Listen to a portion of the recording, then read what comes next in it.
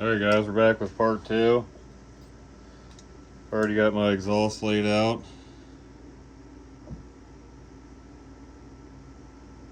There you go. I also have this marked here. I have to take a little bit of that off, and then I cut this fin, these two fins off. I have to clean that up because I dropped the cylinder enough where I had clearance issues on the flywheel side here, and these fins were going to hit the case. So anyway, we'll go ahead and get the exhaust ground, and I'll show you what that looks like.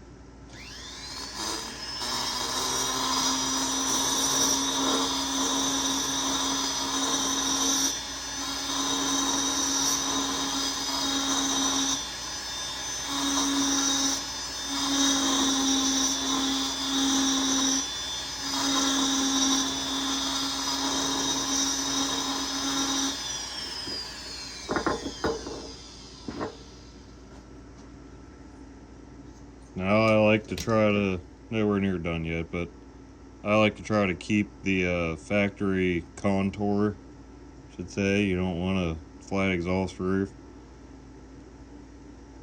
This is going to take a while. I mean, none of this is fast. Just got to really take your time or you can make mistakes. So I'll bring you back when we have this whole port done. I'll widen this, polish it, bring you guys back when it's done. Another tip, when I widen the outside of the exhaust,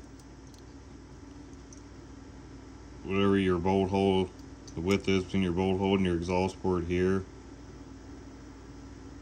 typically measure that and then do about 3/8 of that.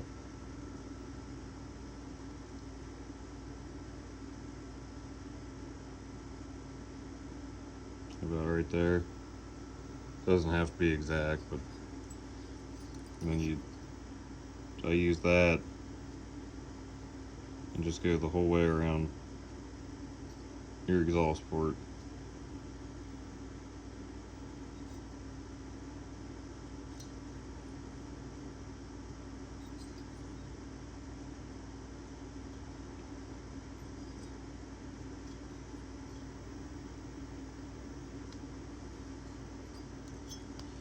There you go. Then we'll grind to that and then grind back, taking about that much material to our port opening on the inside of the cylinder, being careful not to take any more out of the roof or the floor or the sides. So go ahead and get this knocked out and bring you guys back. Alright, there's our exhaust. I don't go to a mirror finish, I just make it nice and smooth. Haven't chamfered anything yet. I do all the chamfering last and then polish the chamfers. So now we're going to go ahead and lay our transfers out. I just use some kind of permanent marker.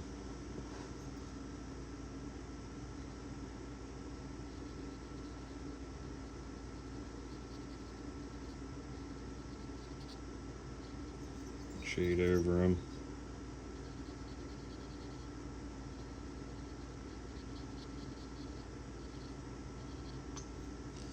Like so. And we'll get our saw over here.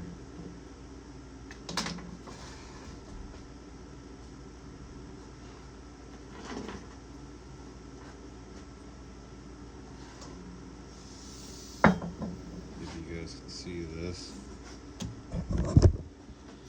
Alright, have the transfers shaded in, drop a ring in it.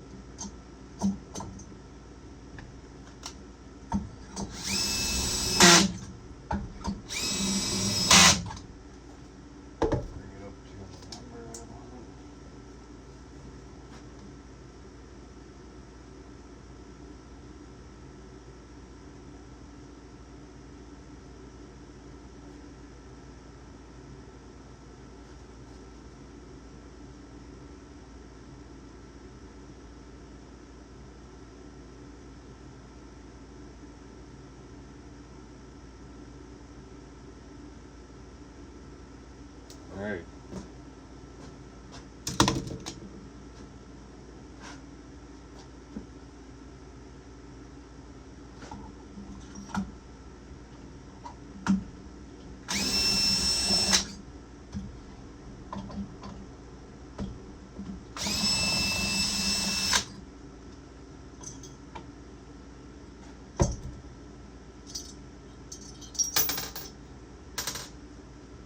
There we go. Now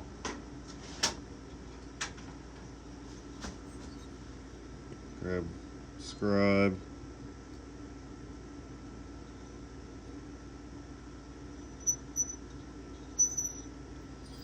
Do each side.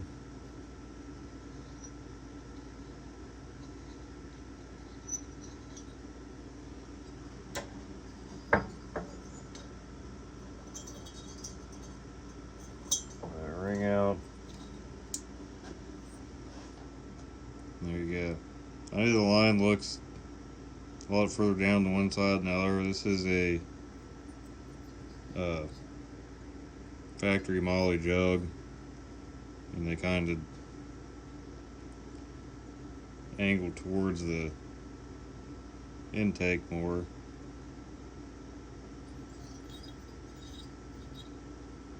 So I'll get my right angle tool and get them ground in, polished up, and then I also go in there and just knock this lip down so it's a smooth transition. See how that's not a smooth transition? I don't hog these out or anything. So we'll get all that done, and I'll go ahead and chamfer everything, and I'll just show you the end product when it's all done.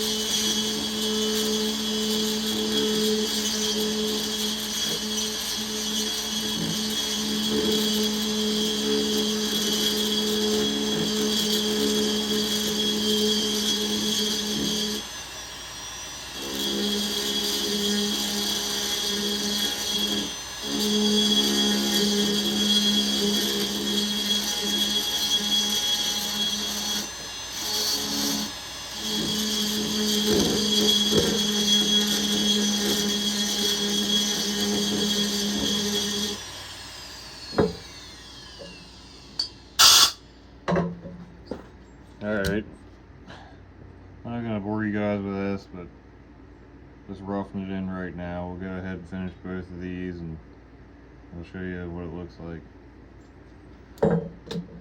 Alright, there's the final product. There's the exhaust. There's some big.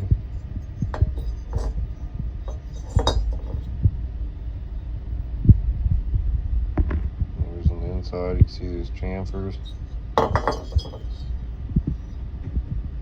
Transfers. Nice chamfer there.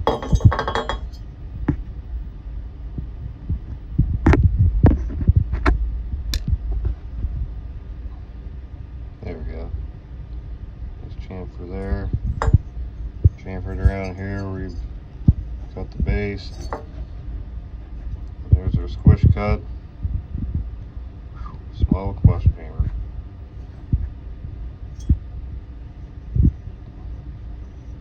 Smooth that out, that transition there. There's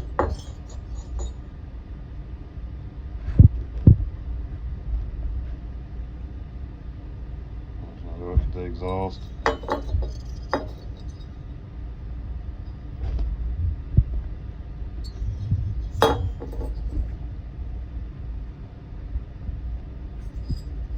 Didn't touch the intake other than getting rid of the flaws in the casting there.